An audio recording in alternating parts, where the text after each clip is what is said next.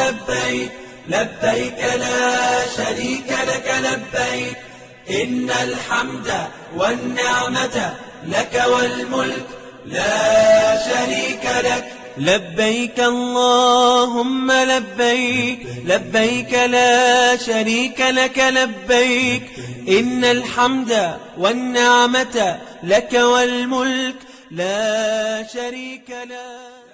Alaikum warahmatullahi wabarakatuh. I hope everyone are happy and calm.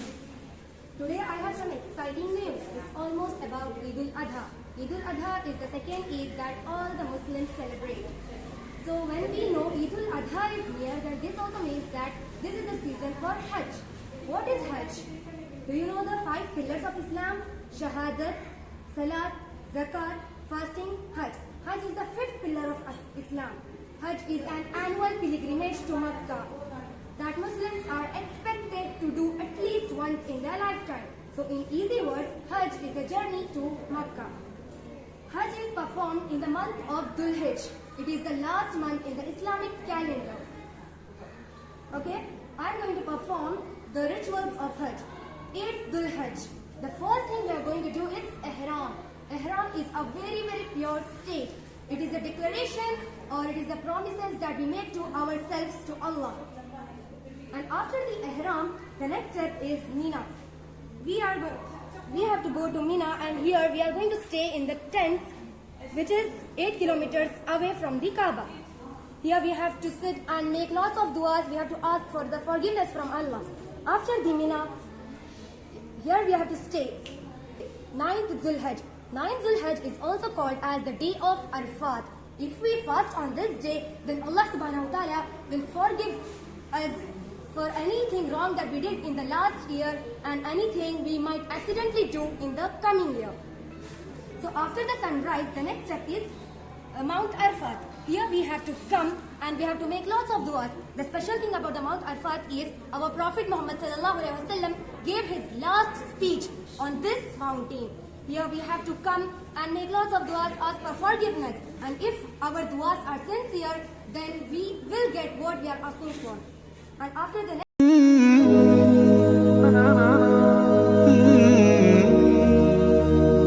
Zohar and Asr's namaz together.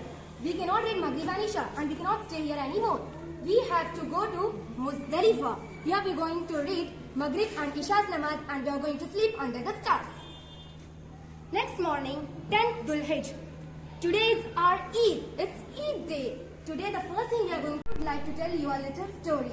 When Prophet Ibrahim alayhi salam was asked by Allah to sacrifice his son, the shaitan tried to tell him not to listen to Allah. The shaitan tried to tell him to ignore Allah. So Ibrahim alayhi salam felt very upset and he picked the pebbles and he threw the pebbles on the shaitan.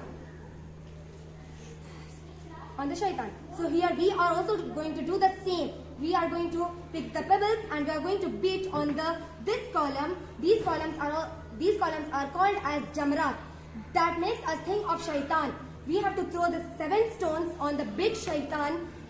Thinking of that, we are not going to listen to shaitan.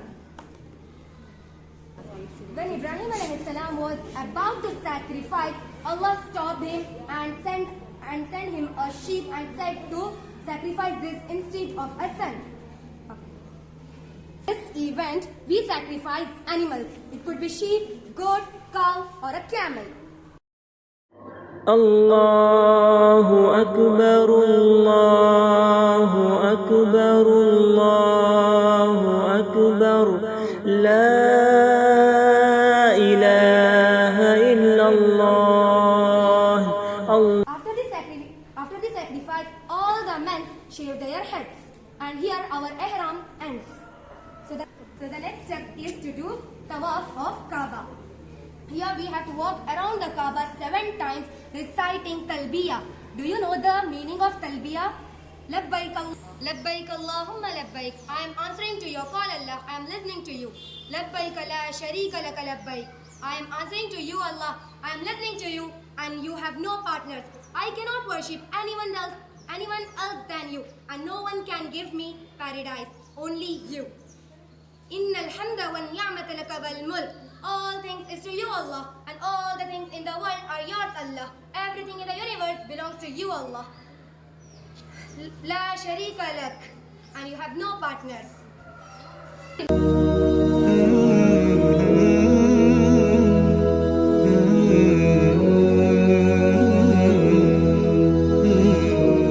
لبيك اللهم لبيك لبيك لا شريك لك لبيك إن الحمد والنعمة لك والملك لا شريك لك.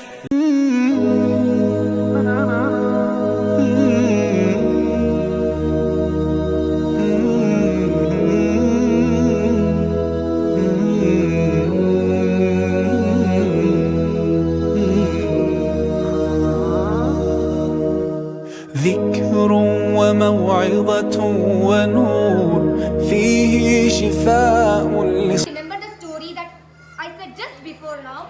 Before that, when Ismail alayhi salam was just a little baby, Allah subhanahu wa ta'ala asked Ibrahim alayhi salam to leave his wife and son into the desert, which is now a Makkah.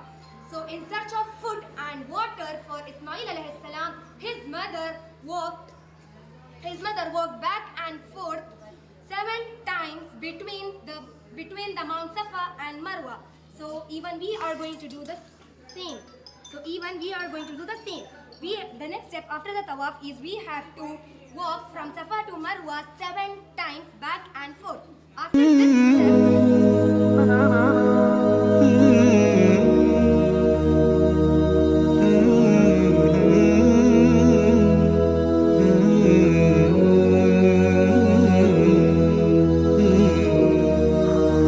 step, the next is after the walking between the tawaf, we cannot stay here anymore.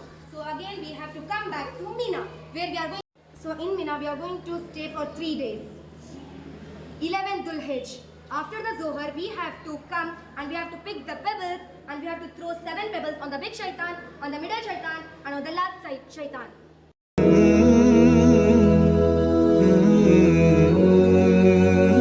13th of Dhul Hijj. This is the last day of Hajj. Again after Zohar we have to come here and we have to pick the pebbles and we have to throw 7 pebbles on this shaitan, on the middle and at the last, and here all the rituals of our Hajj has been completed.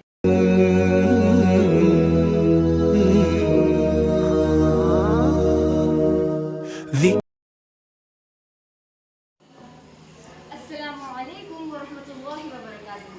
Today I am going to tell you about how to perform Hajj. But first let us know about the pillars of Islam.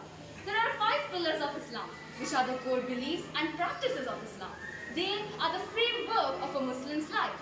The first one is Shahada, which means testimony of faith. The second one is Salah, which means praying 5 times a day. The third one is Zakat, which means helping and supporting the needy people. The fourth one is Saum, which means fasting during the month of Ramadan. And the fifth one is Hajj, which means making a pilgrimage to Makkah. We Muslims are supposed to visit Makkah at least once in our lifetime to perform Hajj. It is an obligation only for those who are physically and financially able to perform it. In simple words, it is a compulsion only for those people who have the power and money to do so. Around 2 million people visit Makkah every year from every corner of the globe. Although Makkah is always filled with visitors, the annual Hajj is performed in the 12th month of the Islamic calendars. Many pilgrims wear special simple clothes which strip away any distinction between class, culture, so that they stand equal before Allah. Bismillahirrahmanirrahim.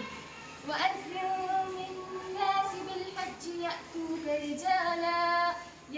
رِجَالًا وَعَلَى كُلِّ ضَامِرٍ يَأْتِينَ مِنْ كُلِّ فَجٍّ عَمِيقٍ. And proclaim to the people the Hajj. They will come to you on foot and on every lean camel. They will come to you from every distant cause. Surah Al-Hajj, chapter number 22, ayah number 27. First, let us know about the types of Hajj. There are 3 types of Hajj. The first one is Hajj Tamatu, which means performing Umrah and then Hajj. The second one is Hajj Ifrad, which means performing Hajj only. The third one is Hajj Qiran, which means performing Hajj and Umrah together. Now first let us know about the rituals of Hajj. The first thing that the pilgrim has to do after entering is make an intention. and then later he has to take a bath and apply some perfume. He has to wear the ihram clothes and offer 2 rakat salah. Now let's move on to Tawbiya, which means intention, also called niyyah. For Hajj Tamattu, one says, Labbaik Allahumma bi Umrah. Here I am, O Allah, for Umrah. For Hajj Ifrad, one says, Labbaik Allahumma bi Hajj. Here I am, O Allah, for Hajj. For Hajj Qiran, one says, Labbaik Allahumma bi Hajj wa Umrah. Here I am, O Allah, for Hajj and Umrah.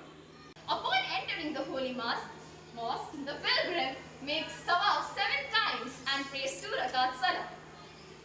After that, the pilgrim has to do sa'i. Do you know the meaning of sa'i? It means going around the hillocks of Safa and Marwa 7 times, just as Hagar did in her search of water. In Hajj Tamattu, sa'i has to be offered for Umrah, but in Hajj Ifrad and Qiran, sa'i can be delayed. The one performing Hajj Tamattu has to shave his head or cut his hair. By doing this, the Umrah is completed and thus he exits the Ihram completely.